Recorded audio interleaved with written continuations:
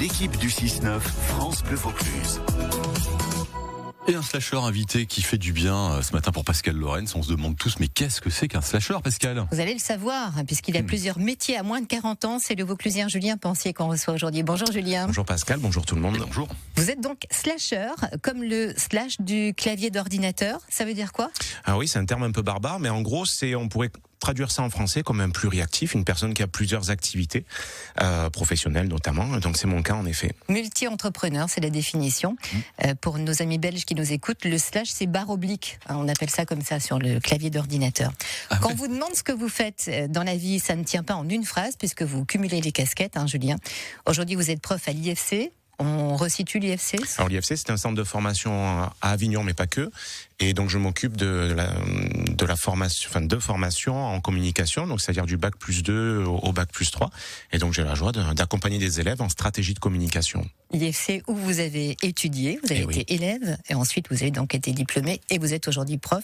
Vous avez publié 2 livres, vous avez créé une agence de communication qui s'appelle Gotham, référence à Batman, j'imagine. C'était ma première agence, en effet, quand j'avais 21 ans, juste après mes études, donc j'ai créé ma première agence de communication. Déjà. Vous avez aussi créé la course L'Avignonnaise au profit de la lutte contre le cancer, dont on a fêté le 10e anniversaire, là, en avril dernier, qui a permis de récolter 9 000 € quand même. Cette année, oui, et les années précédentes, avant Covid, on avait réussi à donner plus de 10 000 €, 12 000 je crois même en mode record. Donc on est fiers parce qu'avec Lionel Picard, on avait créé cet événement et ensuite on l'a cédé à deux de nos stagiaires qui sont devenus les patronnes de l'Avignonnaise et aujourd'hui donc c'est l'agence PO qui s'occupe de ce bel événement. Encore un slash puisque vous avez été ouvrier agricole en commençant à zéro, sans rien connaître de la vigne, de la terre. C'est ça. C'était quoi ? L'envie de savoir comment ça marchait, si vous étiez capable de... Alors il y a de ça, il y a beaucoup de curiosité. Savoir un petit peu ce métier, ça m'a attiré. Envie de se remettre en question, envie de repartir à zéro, de se prouver un peu à soi-même. Je pense que voilà, on est tous confrontés à ça un jour ou l'autre. Et voilà, donc j'ai passé 5 saisons complètes en tant qu'ouvrier agricole. Donc c'est-à-dire quand il pleut, quand il fait du vent, quand il neige, même on a travaillé sous la neige. C'était sympa. Voilà, on apprend ce métier-là. Donc j'ai fait ça pendant 5 ans. On met encore un slash, apiculteur, puisque vous chouchoutez les abeilles pour faire du bon miel dans vos ruches. L'abeille coule. Oui. Je l'ai bien dit.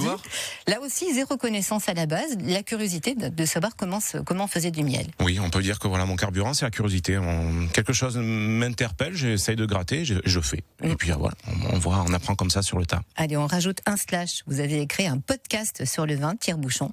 Le podcast qui parle de Pinard avec le comité des Charles de Gaulle. C'est ça. Qui a été écouté jusqu'en Chine. Oui. Pas à pied.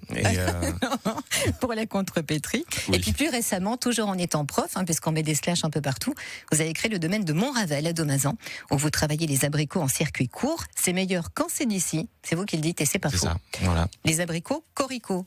Abricots Corico. Exactement. Donc c'est la marque que l'on a créée donc au domaine de Montravel pour commercialiser toute notre production d'abricots. Donc abricots Corico. Donc le petit jeu de mots, c'est pour bien marquer que voilà, c'est pas des abricots d'Espagne ou de pays encore plus lointains. C'est fait chez nous. C'est loin d'être plus cher et c'est meilleur. Donc c'est pas moi qui le dis, c'est nos clients. Et voilà, le domaine de Montravel aujourd'hui, c'est mon activité qu'on développe de plus en plus. Et voilà, aujourd'hui, le fait d'être slasher, ça me permet d'avoir un très bon équilibre qui me permet en fait de faire ce métier agricole, de chouchouter des abeilles parce qu'il nous faut des abeilles dans nos vergers pour avoir des abricots. Voilà, si c'est pas pollinisé, on n'aura pas de fruits. Ouais. Donc voilà, on est dans on va dire dans un cercle un peu vertueux par rapport à tout ça. Quand vous rencontrez une nouvelle personne, comment vous présentez vous alors ? C'est très difficile. Généralement, je dis pas que je suis slasher et j'essaie de sélectionner une de mes activités parce que c'est vrai que c'est selon la personne. Oui, selon la personne et selon mon humeur parce que j'ai souvent peur qu'on me prenne pour un mytho.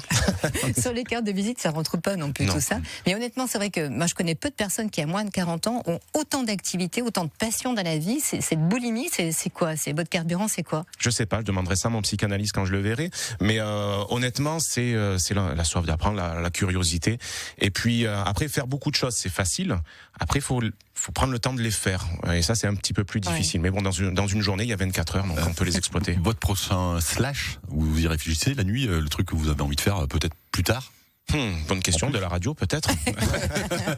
Non, honnêtement, ça vient avec les années, ça vient avec les envies, les rencontres et les curiosités que je peux rencontrer également. Il y a toujours des projets avec le domaine Montravel, oui, puisque les abricots vont évoluer. Vous cherchez de nouveaux partenariats pour faire encore plus de produits. C'est ça. Aujourd'hui, donc, on est spécialisé dans la production d'abricots, donc l'abricot classique, le fruit classique. On a déjà cette année et l'année dernière valorisé nos déchets, c'est-à-dire nos abricots de moche qu'on ne peut pas malheureusement vendre ou vendre très difficilement en hectares d'abricots. Donc on passe avec un pressoir artisanal sur Argilier à côté du pont du Gard qui nous fait un très très bon produit. Donc là on le commercialise aujourd'hui. Et les prochains projets, c'est de l'abricot sec, c'est des barres énergétiques en partenariat peut-être avec un autre apiculteur. C'est du sirop d'abricot, pourquoi pas de l'eau de vie d'abricot. Donc voilà, notre spécialité ça reste l'abricot. On va pas s'éparpiller sur d'autres fruits. Donc voilà, ce sont nos projets. Voilà pour le circuit court, extra court. Julien Pensier, vous étiez l'invité qui fait du bien aujourd'hui. Et vous, qu'est-ce qui vous fait du bien? C'est vous, Pascal. Elle n'était pas préparée, celle-là, en plus. Vous trouverez toutes les infos, évidemment, sur francebleu.fr. Et l'eau de vie d'abricot, on veut bien goûter quand elle sera prête. Aucun problème, je reviendrai. Vous reviendrez, C'est promis. Merci beaucoup, Julien. Merci à vous.